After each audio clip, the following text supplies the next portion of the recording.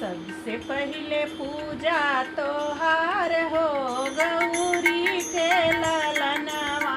सबसे पहिले पूजा तोहार हो गौरी के ललनवा। ब्रह्मा से पहिले विष्णु से पहिले, ब्रह्मा से पहिले विष्णु से पहिले, शंकर से पहिले तोहार हो गौरी के ललनवा। सबसे पहिले पूजा तोहार हो गौरी के ललनवा।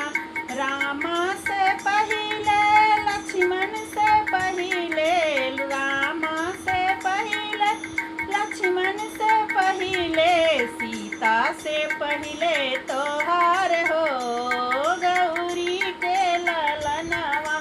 सीता से पहिले तोहार हो गौरी के ललनवा।